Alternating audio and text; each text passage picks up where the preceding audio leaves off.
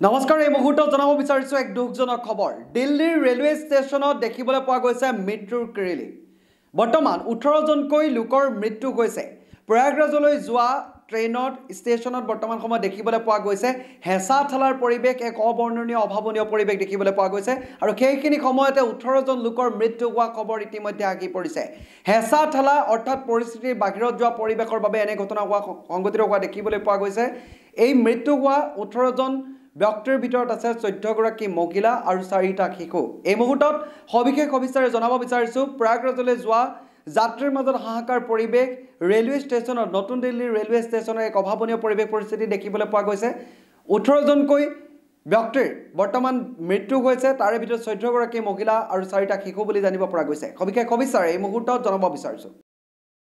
জানাইছো এই মুহূৰ্তত এই খবৰ ৰেলৱে ষ্টেচনত মৃত্যুৰ কিৰিলি দেখিবলৈ পোৱা গৈছে দিল্লীৰ ৰেলৱে ষ্টেচনত মৃত্যুৰ কিৰিলি বৰ্তমান সময়ত দেখিবলৈ পোৱা গৈছে 18 জন লোকে বৰ্তমান সময়ত প্ৰাণ হেৰুৱাইছে ৰেল ষ্টেচনত মৃত্যুৰ কিৰিলি পদপিষ্ট হৈ 18 গৰাকী লোকৰ কৰুণ মৃত্যু হৈছে তাৰ পিছতে চৌদিশে এতিয়া হাহাকাৰময় পৰিৱেশৰ সৃষ্টি হোৱা দেখিবলৈ পোৱা গৈছে নতুন দিল্লীৰ ৰেল ষ্টেচনৰ পদপিষ্ট হৈ 18 গৰাকীকৈ লোকৰ কৰুণ মৃত্যু ঘটিছে মৃত লোকসকলৰ ভিতৰত 14 গৰাকী মহিলা আৰু 4টা শিশু আছে বুলি জানিব পৰা গৈছে গুৰুতৰভাৱে আহত হৈছে 20 জনৰো অধিক লোক শেহতীয়াকৈ বৃদ্ধি পাইছে পদপিষ্টৰ ঘটনা প্ৰয়াগৰাজৰ মহাকুম্ভ মেলাৰ পিছত এবাৰ নতুন দিল্লীৰ ৰেল ষ্টেচনত ভয়ংকৰ পদপিষ্টৰ ঘটনা সংঘটিত হৈছে নতুন দিল্লীৰ ৰেল ষ্টেচনত পদপিষ্ট হৈ 18 গৰাকীকৈ লোকৰ কৰুণ মৃত্যু ঘটে মৃত লোকসকলৰ ভিতৰত 14 গৰাকী মহিলা আৰু 4টা শিশু আছে বুলি জানিব পৰা গৈছে গুৰুতৰভাৱে আহত হৈছে 20 জনৰো অধিক লোক 15-20 মিনিটৰ ভিতৰতে সংঘটিত হৈছিল এই শোকাবহ ঘটনা জানিব পৰা অনুসৰি প্ৰয়াগৰাজ অভিমুখী ৰেলত উঠিবলৈ লাগিছিল যাত্ৰীৰ হেতা ওপৰা দুখন ৰেল বিলম্ব হোৱাৰ পিছতে 13 আৰু 14 নং প্লেটফৰ্মত অনিয়ন্ত্ৰিত হৈ পৰিছিল যাত্ৰীৰ ভিৰ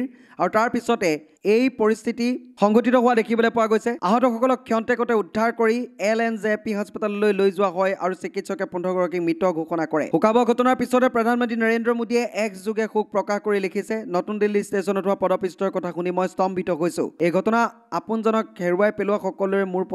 মোৰ ফালৰ পৰা সমবেদনা জ্ঞাপন কৰিলো আহতসকলৰ আশু আৰোগ্য কামনা কৰিছো মৃতকৰ পৰিয়াললৈ 10 লাখ টকাৰ সাহায্য ঘোষণা কৰা হৈছে আনফালে গুৰুতৰভাৱে আহতসকলক 2.5 লাখ টকাৰ সাহায্য ঘোষণা কৰিছে কেন্দ্ৰীয় চৰকাৰে এই মুহূৰ্তত জনাইছো এই দুখজনক খবৰ ৰেল ষ্টেচনত মৃত্যুৰ কিৰিলি দেখিবলৈ পোৱা গৈছে পদপিষ্ট হৈ 18 গৰাকী লোকৰ কৰুণ মৃত্যু তাৰ পিছতে চৌদিশে এতিয়া হাহাকাৰময় পৰিৱেশৰ সৃষ্টি হৈছে 18 গৰাকী লোকৰ কৰুণ মৃত্যু ঘটিছে নতুন দিল্লীৰ ৰেল ষ্টেচনত মৃত লোকসকলৰ ভিতৰত 14 গৰাকী মহিলা আৰু 4টা শিশু আছে বুলি জানিব পৰা গৈছে বৰ্তমান সময়ত প্ৰয়াগৰাজ অভিমুখী ট্ৰেইনত উঠিবলৈ হেতা ওপৰা লাগিছিল যাত্ৰীসকলৰ মাজত দুখনকৈ ট্ৰেইনৰ বিলম্ব হোৱাৰ পাছতে এই দুৰ্ঘটনা সংঘটিত হোৱা দেখিবলৈ পোৱা গৈছে 18 জন লোকে প্ৰাণ হেৰুৱাইছে 20 জনৰো অধিক লোক বৰ্তমান সংকটজনক অৱস্থাত আছে জনাইছো এই মুহূৰ্তত এই গুৰুত্বপূৰ্ণ খবৰ